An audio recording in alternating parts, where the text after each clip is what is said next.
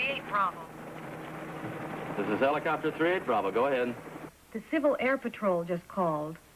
They're waiting for you over at the flying school. Pappy Regan's missing. Pappy Regan? Tell him we'll touch down in front of their office. Helicopter 38 Bravo out.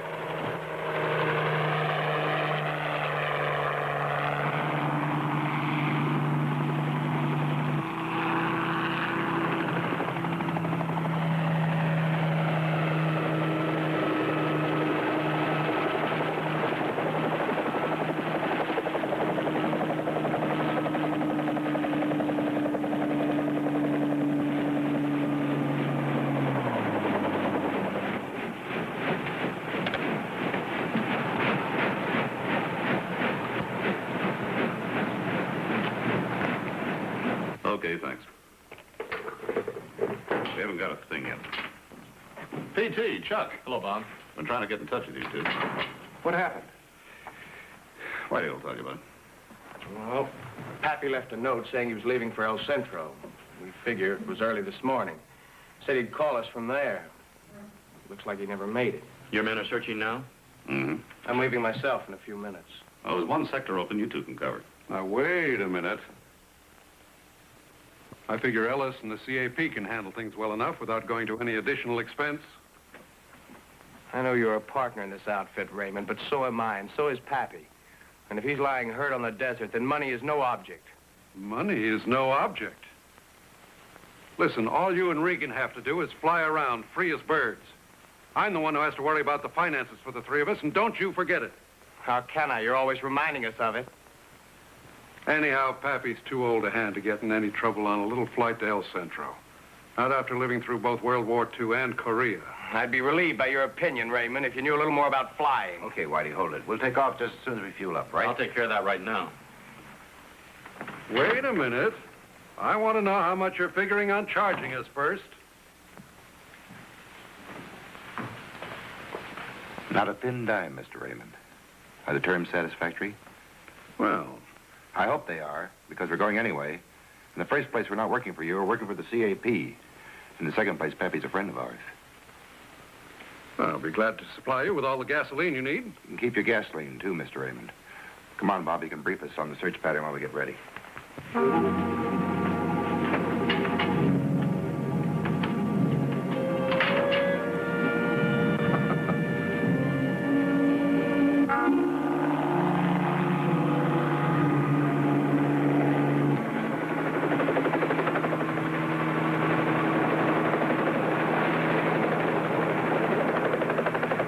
Over there.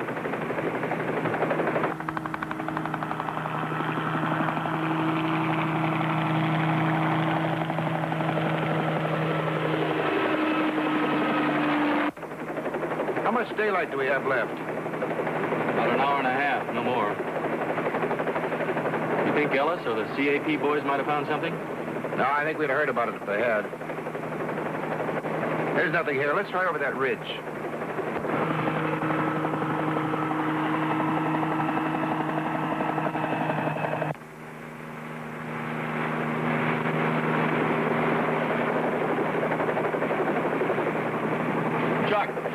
Look, down there.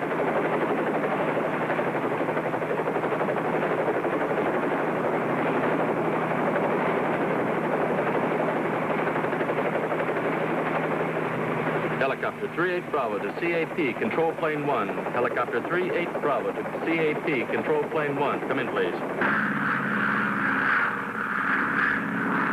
CAP, control plane 1. Go ahead, PT.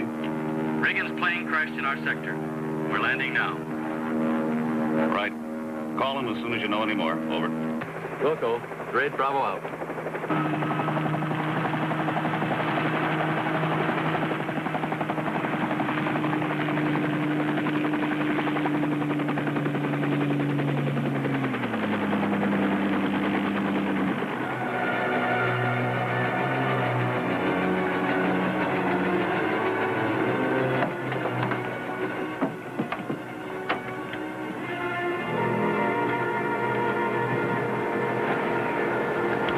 He's dead. He's still got a safety belt on. I'll get on the radio.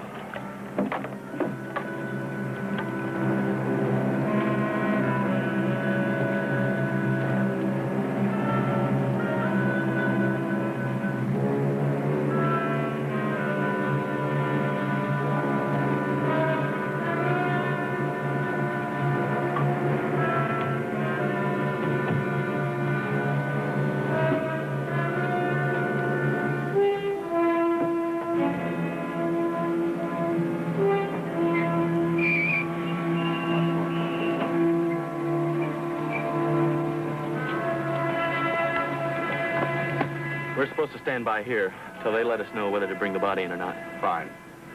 P.T., have you ever flown one of these things before? Not in quite a while. Well, I have. As a matter of fact, I flew this very crate with Pappy about a month ago. Yeah. Take a look at the tail assembly. Tell me if you see anything peculiar.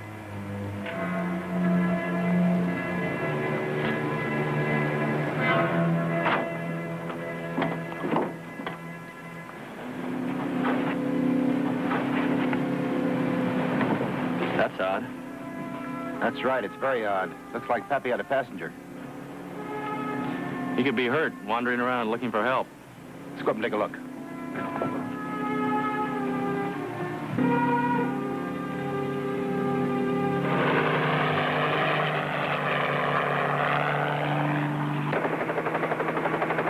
We're searching the area, but so far no luck. Over. Your orders are to return to the crash site and bring in Regan's body.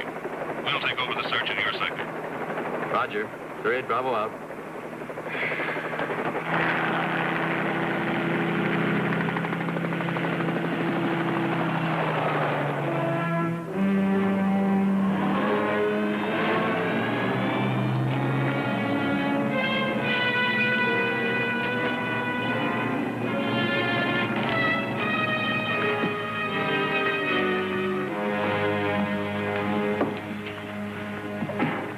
Tough break. He was a good guy. Well, happened while he was flying. That's the way he'd have wanted it. Yeah, it's too bad. What condition is the plane in? Oh, not too bad. A little patching up, you might even fly it out of there. Where is it? Just a minute. No one touches the plane until a Civil Aeronautics Board, meaning me, has a chance to look it over. Until then, the location of the wreck is classified information. Well, that's all right with the police, Mr. Casey. Now, what's this business I hear about a missing passenger? Search me. I just assumed Pappy was alone. Raymond? Me too. You like to fill me in on it? Nice and simple. Remember, I'm not a flyer. I'm just a working cop.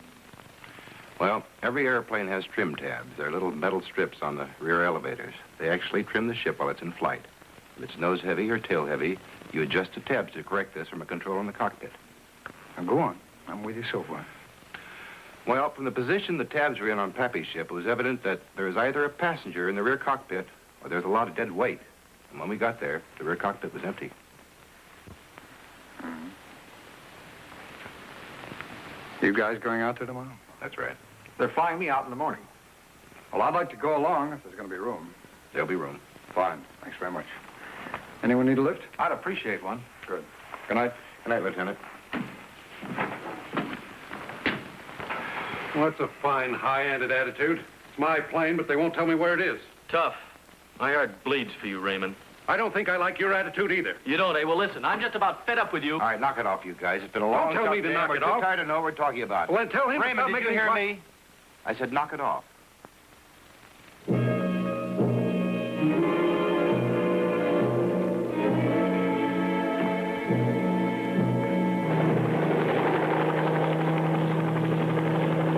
Are you under the impression this may have been more than a routine accident, Lieutenant? Mr. Casey, I'm not under any impression until I get the preliminary report from the coroner. Is it possible the plane could have been tail heavy even without anyone or anything in the rear cockpit? Well, I wouldn't know anything about that. Well, I know something about it. I flew with Pappy in that ship very recently. We had to adjust those tabs to compensate for my weight just about the way they were adjusted yesterday. Then he'd certainly have readjusted them in neutral position if you were flying alone. Definitely.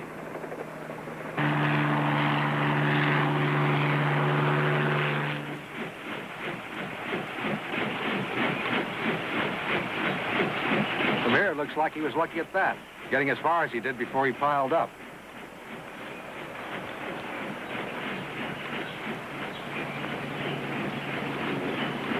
The undercarriage appears to be undamaged, so I presume he didn't hit any of those rocks along the way. It's kind of surprising he didn't. Yeah. Let's take a look at those tabs.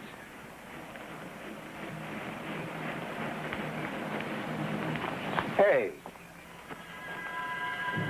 Those tabs are in neutral position, just about where they'd normally be if Regan was flying alone. I know that, but Well, how do you explain that? I can't explain it, but they weren't like that yesterday. Well, nevertheless, you both appear wrong. Absolutely not. Not a chance. That sounds like a stalemate to me. Which will probably be resolved in my favor, gentlemen. No offense, but I must go by the evidence as I see it. Look, I hate to interrupt this hassle, but I'd like to radio in and find out if the coroner's come up with his preliminary report. Is that okay? All right, come on. Call off the Civil Air Patrol. There isn't any missing witness. Fine.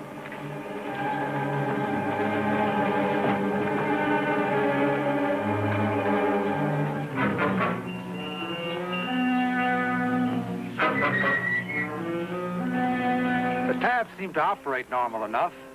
I could believe your story if they were malfunctioning or flopping around loosely. You think I'm lying, Mr. Casey? No. Just mistaken.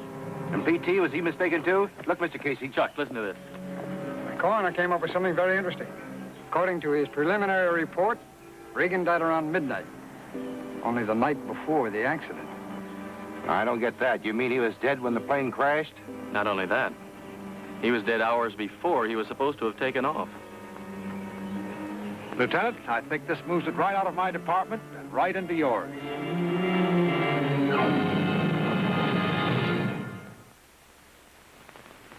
Well, follow it through for me, will you? Yeah. All right, thanks. Bye.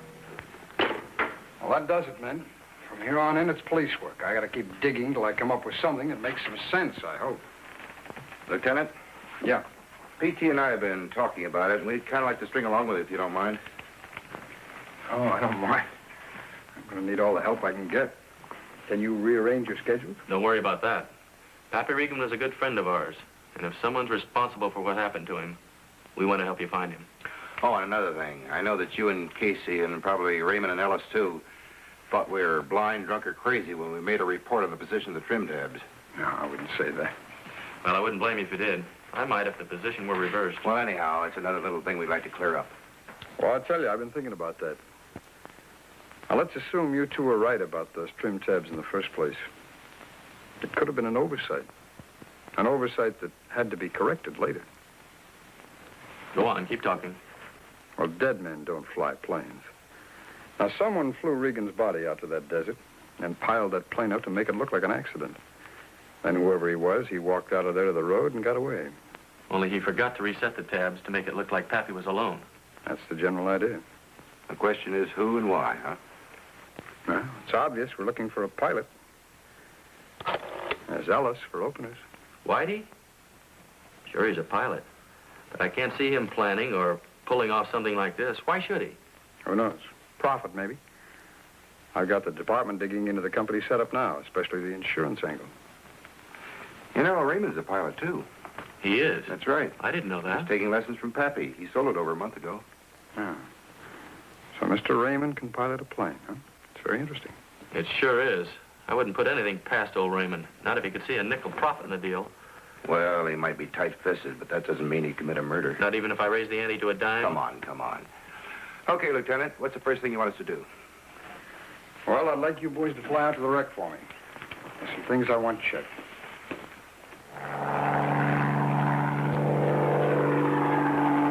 You know what I think? Nope. I think we should be back home working on old Raymond. Nope. Why not? You head of his fan club or something? Oh, come on, hardly. But we wanted to help out Hearst, and this is what Hearst wanted us to do. I know. There's no law against thinking what I'm thinking.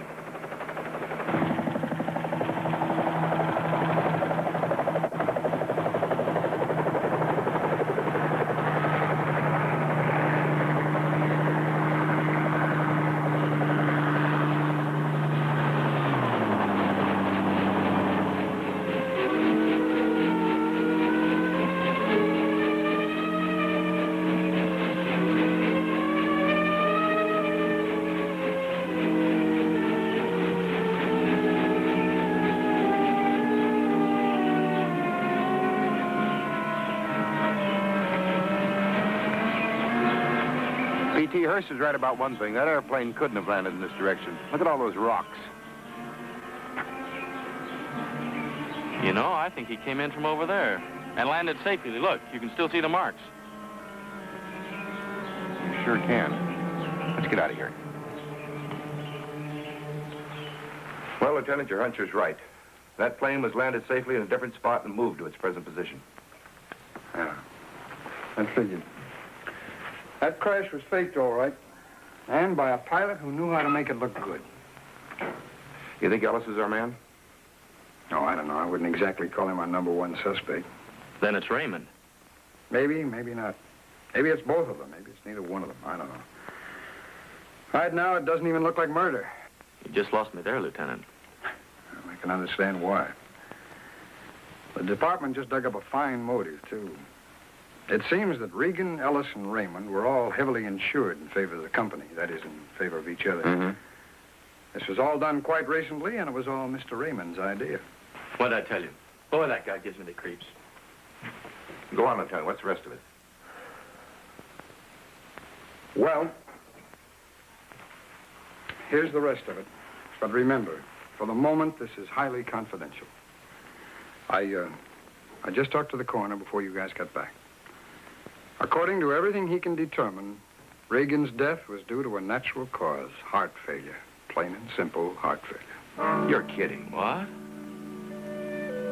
Do you mean that he died hours before he was put in that plane, and he died of natural causes? So far as the coroner can determine. Wait a minute. I think I've got it figured out. Go on. Well, the answer's simple, and it's just the sort of thing that would occur to Raymond. Double indemnity for accidental death. All he had to do was rig it so it looked like an accident. Wham! Twice the payoff. Wham! It won't work. Why not? Because there was no double indemnity clause in the policy. They had to waive it on account of their occupation. Nice try, BT. So somebody staged a phony airplane crash and messed up a legitimate insurance claim. Why? Yeah, why? To cover a murder that wasn't really a murder.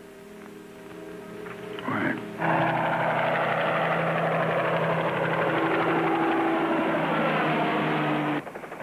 Me, I give up. BT, are you a fisherman? Yeah, and a darn good one. What do you do when the fish won't strike, when they won't rise to your bait? You changed the bait. What's that got to do with this? We're chasing a murderer who didn't even commit a murder. That's right. Maybe he doesn't know it. I mean, the missing man doesn't know the real cause of Pappy's death. How could he? Besides, that faked plane crash only makes sense as a cover-up for a homicide. All right, but what are we doing going out to the wreck this time of night? Well, not to the wreck, BT. I want you to land the copter somewhere near the wreck, but out of sight. Then we'll walk to the wreck from there. Sounds like maybe you're expecting company. Well, hoping for company's a better way to put it. You think the guy that rigged the crash might show up? That's a general idea. But why? Well, that fresh bait I was talking about. See, I gave out a story to the newspapers. Should be out by now. It's already been on TV and on radio. No, what'd it say? Oh, it's a yarn about the lab technicians. Miracle workers, all of them, according to my story. Yeah. I think I'm beginning to get the picture. You are? How about letting me in on it? Well, according to the story I gave out, the lab technicians are going to go over Regan's plane with a fine-tooth comb until they can reconstruct a picture of the missing passenger. Can they do that? No, they've already tried. It didn't work. The guy we're looking for doesn't know that. Well, there's one thing the missing man does know that very few other people know. I give up. What's that? The exact location of the wrecked plane.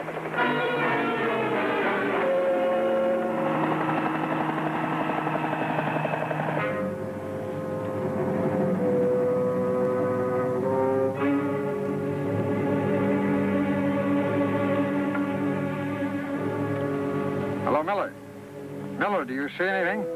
No, sir, but Sergeant Franklin's car reports a Jeep heading in your direction. The Jeep heading in this direction.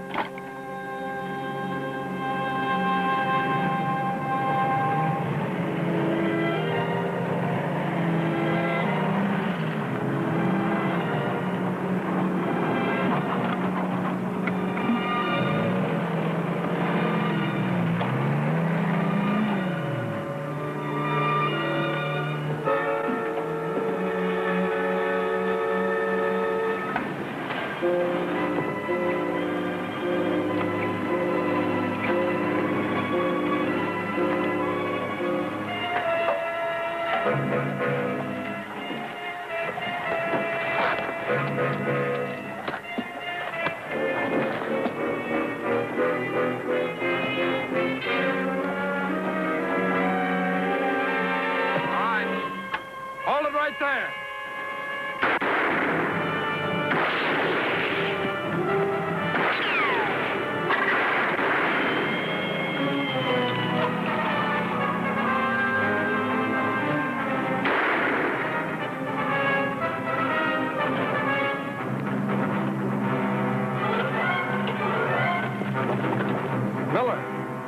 Miller, suspect's car is headed for the road. Have Franklin's car cut him off. And tell him to be careful. He's armed. Yes, sir. Miller to Franklin, armed suspect heading your way in Jeep. Block road. We'll join you.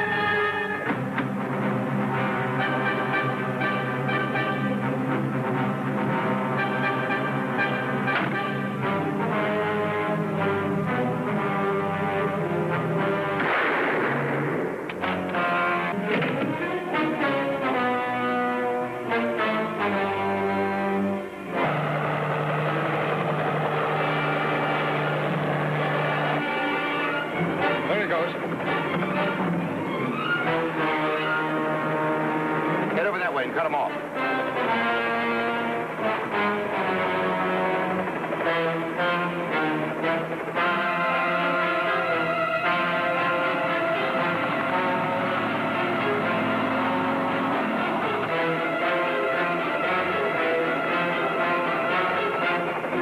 Look, let's turn back this way. Now we get him.